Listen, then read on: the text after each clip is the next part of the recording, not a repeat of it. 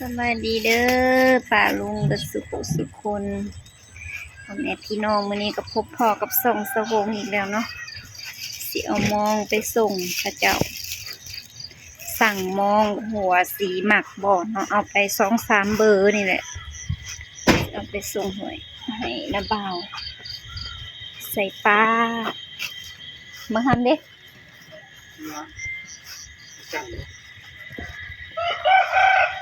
แล้วก็บรรยากาศก็หนาวแล้วพี่น้องเอ้ยลมหนาวเย็นลมหวีดเย็นจ้อยนั่งกะมาหอดโอ้หลอดลักหัวเสียงใดกับโพดว่าดังเพิ่นอยู่น้ำอ้ายเพิ่น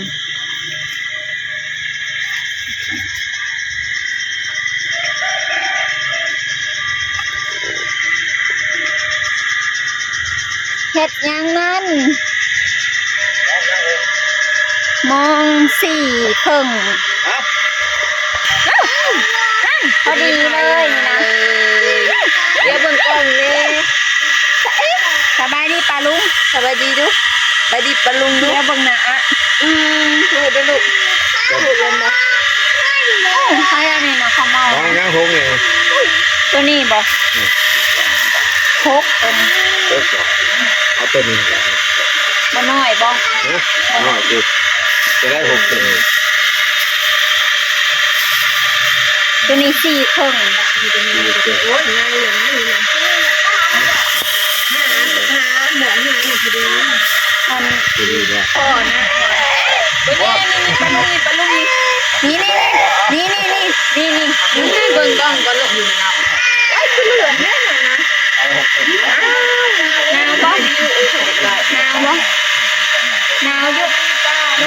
ว้ายมันอยู่กันได้อะไรเอ่ยสิตีบ่เดี๋ยวดูเอาเชือกดูกระต่ายทำไมสั่นยังใส่สาย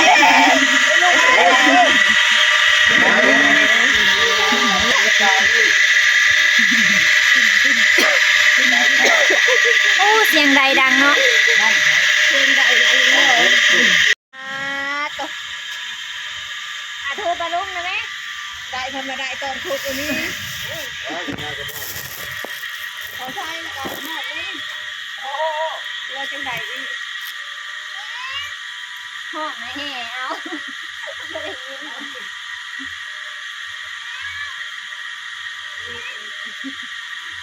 อย่ากินนะใส่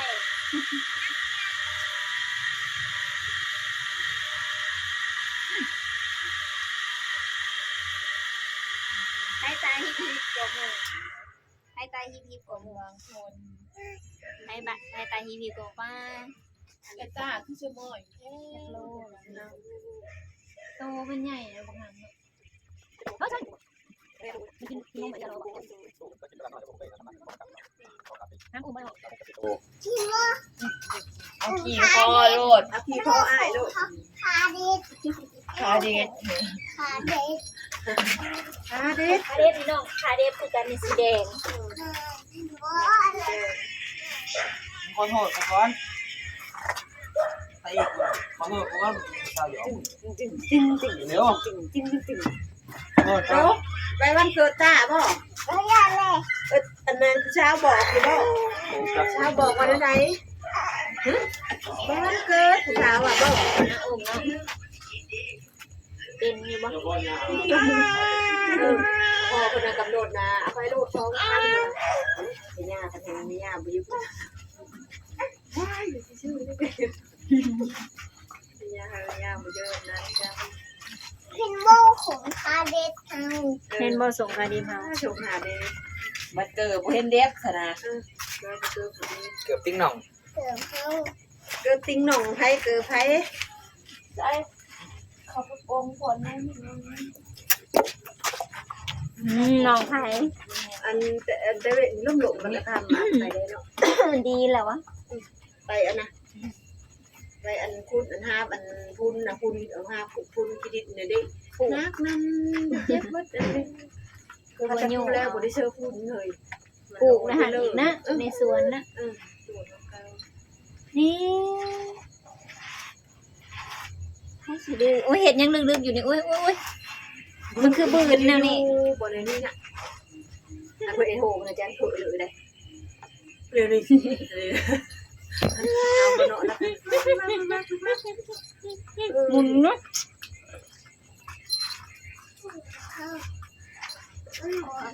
โดนไอ้โดนให้น้องเพิ่นเลยโลเธอสติกหมองน่ะคือบ่อันเอาแพบไปเจอแล้วก็เอาลงนี่แหละ เออฮะทำมาแง่กลัวเปิดในเบิ่ง ดีอ่ะสิอย่าเบิ่งกระดอนเสียงกันกับไอ้อ้วนเด้อ อุ้ยบ่แม่นยุงกบลานบ่คือเกาหูกด อุ้ยมันขัดหูมันเคยขัดมันเคยขัดหูมันจะขัดแล้วมันขัดกับมันจะให้มาเห็นเต๊ะ อะไรยุ่ง ไอ้รุ่นมันใจร้อน อาบน้ำเลยดิ อุ้ยอย่ายุ่ง เล่นไม่ได้แล้วมันคือ ยุ่งนะวื้ออย่ามันครบ เอ้ยมันเกิดไอ้ตาบ่น้ำบ่อาบนี่อาบแต่อันเว้นนี่ได้อันนี้นะบ่อาบน้ำบ่ เขาบ่ได้ถามดู หาปลาเอาเฮ็ด มันเลิกน้องบ่ไปกลางหน่อย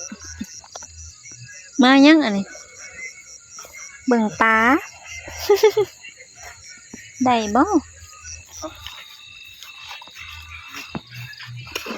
นั่นปลาโถไอ้อวดลิ้นน้ำ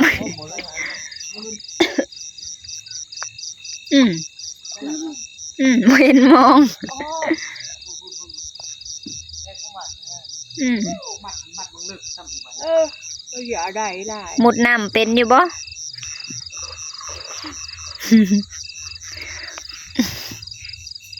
ผู้เอาไปน้องตัวผู้ นั่งลงเดี๋ยวไปได้ตกน้ำนะ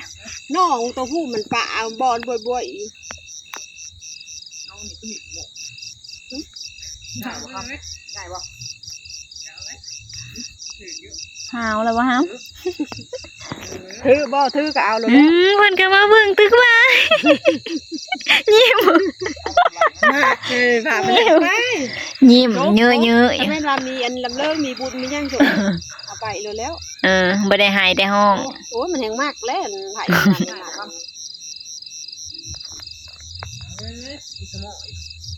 นั่นบ่มีฮอตป่ากันบ่ เลิก ผู้น้องตัวผู้ไอ้เอามา มึงไปแก่นะมึงไปแก่นะ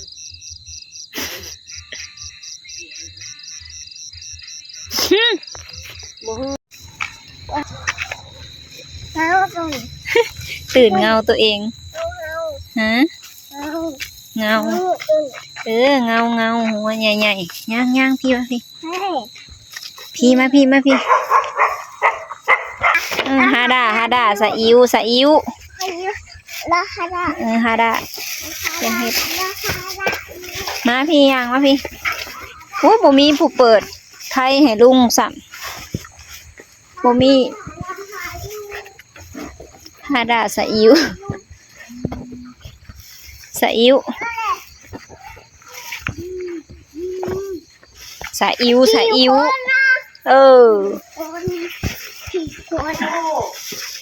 ฮาดาสะอิว รู้เปล่าบ่ได้แก่ยิ้มนะ ขาเด็บสูงนะแล้วก็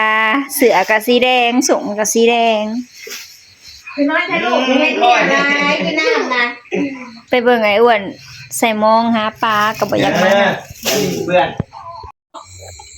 ดูบ่ได้เลยเนี่ย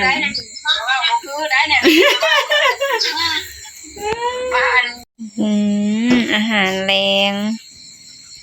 กินแล้วบ่น้ำหลัง ลาบปลาต้มมีแกงหน่อไม้นี่ก็จักมือแล้วนี่พี่น้องเอ้ยจับขึ้นเวลาจังเอาให้ประตูใส่ให้มาวันเกิดร้านน้อย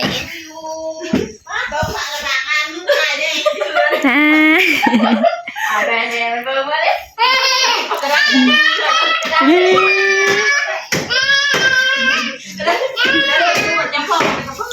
อยู่บ่เค้กนี่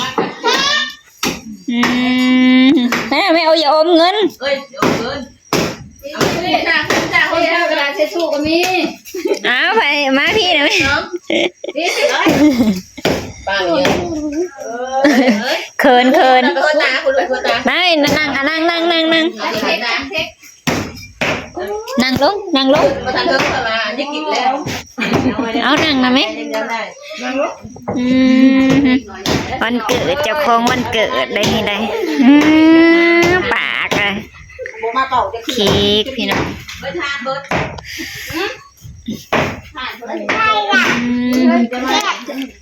วันเกิดทูยูแล้วเป่าละอันนั้นก็ทาง ม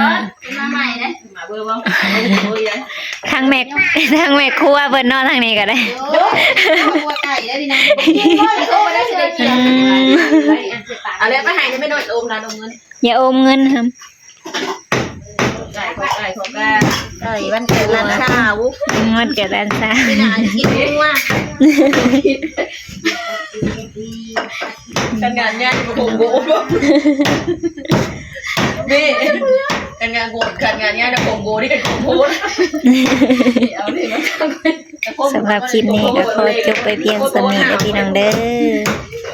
วันเกิดนางอันนิต้าร้านสาวน้องลูกน้องชาย ตาคนสวยนี่มาสิคะ มานั่ง พี่ใช่อากาศ มานั่งพี่มะ เค้กนะ โอ้โห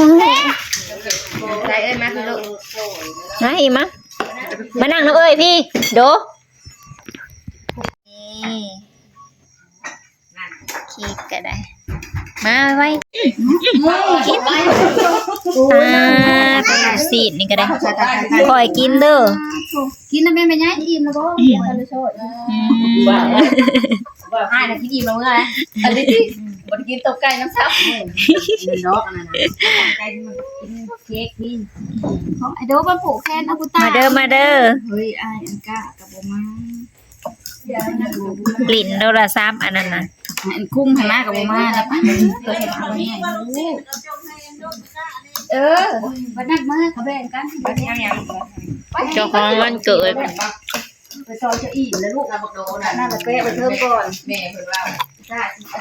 ปูอันแต่คนน่ะจะกิน ค่ะปะ กินตัวนี้เต็มเบิดก่อนบ่เห็นนั่นลูก ปูอัน